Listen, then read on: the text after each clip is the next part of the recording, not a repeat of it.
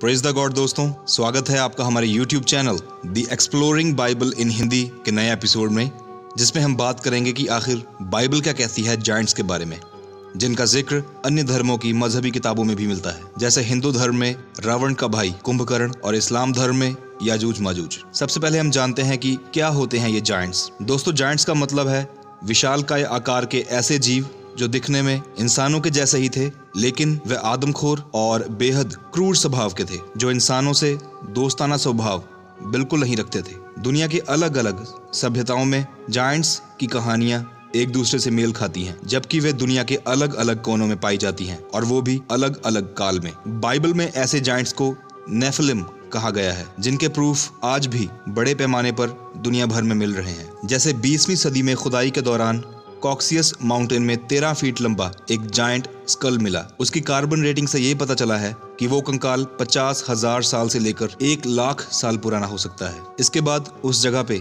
ऐसे विशालकाय कंकालों की गिनती और भी बढ़ने लगी, और कंकालों के साथ साथ विशालकाय पैरों के निशान भी वहां मिलना स्टार्ट हो गए। अगर आप पढ़ेंगे बुक ऑफ जेनेसिस यानी उत्पत्ति की किताब, उसका अध्याय 6 और आयत नंबर 1 से, फिर जब मनुष्य भूमि के ऊपर बहुत बढ़ने लगे और उनकी बेटियां उत्पन्न हुई, तब परमेश्वर के पुत्रों ने मनुष्य की बेटियों को देखा कि वे सुंदर हैं, सो उन्होंने जिस जिसको चाहा उनसे ब्याह कर लिया। और यहोवा ने कहा, मेरा आत्मा मनुष्य से सदा लों विवाद करता रहेगा, क्योंकि मनुष्य भी शरीर ही है। उसकी आयु 120 वर्ष की होगी। उन दिनों में पृथ्वी पर दानव रहते थे, और इसके पश्चात जब परमेश्वर के पुत्र मनुष्य की पुत्रियों के पास गए, तब उनके द्वारा जो संतान उत्पन्न हुई वे पुत्र शूरवीर थे, जिनकी कीर्ति प्राचीन काल से प्रचलित है। आप पढ़ सकते हैं कि यहाँ साफ साफ लिखा है कि उस वक्त दानव पृथ्वी पर इंसानों के समय इंसानों के साथ रहा करते थे। इस बात का जिक्र 1000 साल पुरानी एक किताब जिसका नाम अर्थियंस सीक्रेट है, उसमें भी मिलता है, जो ऑक्सफोर्ड यूनिवर्सिटी की लाइब्रेरी में रखी गई है। उसमें लिखा है कि ये जायंट्स योद्धाओं जैसा पहरावा पहनते थे। क्रिश्चियन स्कॉलर्स मानते हैं कि एडम का कद 13 फीट का था, जबकि ईव का कद उससे थोड़ा छोटा था, जो था 11 फीट। लेकिन अर्थियंस सीक्रेट में लिखा है कि प्रॉफिट नोहा के समय कुछ जायंट्स का कद 300 फीट तक का भी था। बाइबल की इस बात को सच करते हुए और भी ढेरों एविडेंस समय समय पर मिलते रहते हैं। 2016 में चाइना के पिंग्यान विलेज में पत्थर पे जायंट फुटप्रिंट्स मिले हैं। हमारे भारत देश में भी कई जगह ऐसे जायंट्स स्केलेटन और फुटप्रिंट्स आर्कियोलॉजिस्ट्स के हाथ लगते रहते हैं। आंध्र प्रदेश के लेपाक्षी विलेज में करीब 5 फीट लंबा फुटप्रिंट मिला है। बाइबल की जायंट गोलियत और दाऊद की कहानी तो आप सबने सुनी ही होगी। जब हम पढ़ते हैं शमूएल 1 और उसका अध्याय नंबर 17, जहां शाऊल की सेना पलिश्तियों के हाथ से हारती हुई खेदित हो चुकी थी और बेबस हो चुकी थी, क्योंकि उनकी सेना में गोलियत नाम का एक विशालकाय जायंट था, जो अकेले ही पूरी सेना को हराने की शक्ति रखता था। तब शाऊल के राज्य में रहने वाले दाऊद ने यह कहा कि मैं यहोवा की मदद से इस जायंट को हरा सकता हूँ, वो भी सिर्फ अपनी गुलेल से। पहले तो राजा ने उसे मना किया, लेकिन और कोई चारा ना होने के कारण राजा ने उसे आज्ञा दे दी, और जैसा दाऊद ने कहा वैसा उसने किया भी। उसने अपनी गुलेल से ऐसा पत्थर मारा कि जायंट गोलियत के सर पर लगा और वो वहीं मर गया। दोस्तों, बाइबल की यह कहानी काल्पनिक बिल्कुल नहीं है, क्योंकि जैसा कि मैंने आपको बताया कि जायंट्स के होने के सबूत बड़ी तादाद में मिल रहे हैं, जो बाइबल की इन बातों को सच साबित करते हैं।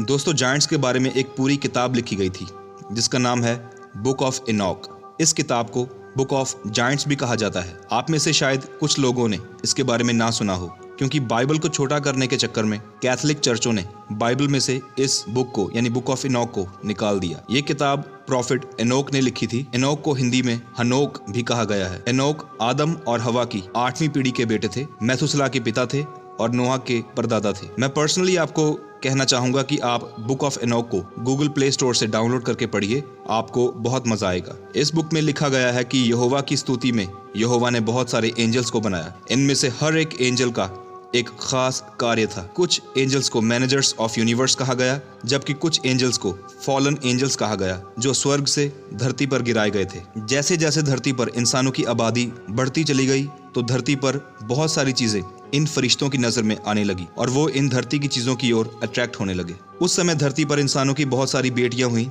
जिसमें कुछ बेहद खूबसूरत थी, जिनका नूरानी चेहरा था। फॉलन एंजल्स ने जब ये देखा तो उन्होंने आपस में कहा कि आओ हम अपने लिए अपनी अपनी पसंद की आदम की बेटियां चुन लें। इन फरिश्तों का एक मुखिया था, जिसका नाम था साम्याजा। जिसने ये सब करने के लिए बाकी फरिश्तों को मोटिवेट किया और इस काम की पैरवी भी की। इन फरिश्तों की टोटल गिनती थी 200। इन सब ने अपने लिए अत्यंत सुंदर दिखने वाली आदम की बेटियां चुन ली और उनको अपना इंसानी रूप दिखाया। फरिश्ते होने के कारण ये फॉलन एंजल्स काफी खूबसूरत थे और इस तरह उन्होंने आदम की बेटियों को राजी करके उन्हें स्पेल्स यानी मंत्र सिखाए, मैजिक सिखाया, रिचुअल्स सिखाए और प्रकृति की चीजों का इस्तेमाल करते हुए टोटके भी सिखाए और इनके साथ शारीरिक संबंध भी बनाए। इनसे जो बच्चे उत्पन्न हुए उन्हें बाइबल में नेफिलिम नाम दिया गया, जो दिग्गज जायंट्स थे, जो शूरवीर थे और जो हर काम में उत्तम थे। बुक ऑफ इनॉक में ऐसे अलग अलग कई तरह के जायंट्स का जिक्र मिलता है, कुछ छोटे, कुछ बड़े और कुछ उनसे भी बड़े। ये जायंट्स इंसानों को दबाकर उनके ऊपर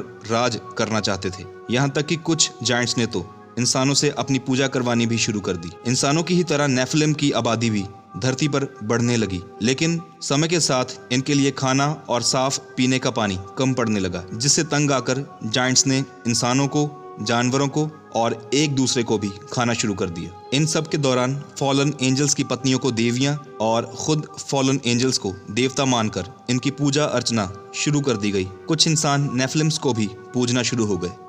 जायंट्स और इंसानों की ये दुष्टता देखते हुए धरती पर यहोवा ने महाबाढ़ लाने का फैसला किया, लेकिन यहोवा ने अपने एक आर्क एंजल माइकल को नूह के पास उसे आगाह करने के लिए भेजा और इस तरह बाढ़ के आने पर कुछ इंसान और जानवर बच गए, जबकि अन्य दुष्ट प्राणी मारे गए। तो दोस्तों, ये थी हमारी वीडियो जायंट्स के ऊपर। मैं आशा करता हूँ कि आपको इस वीडियो में बाइबल को और ज़्यादा जानने में सहायता मिली होगी। जाने से पहले प्लीज़ इस चैनल को सब्सक्राइब कर लीजिए और साथ वाले बेल आइकन को भी प्रेस कर दीजिए, ताकि आपको हमारी आने वाली वीडियोस का नोटिफिकेशन मिलता रहे। ये बिल्कुल फ्री है और इसका कोई भी पैसा नहीं लगता। प्रभु यीशु मसीह के नाम में आप सबको सलाम।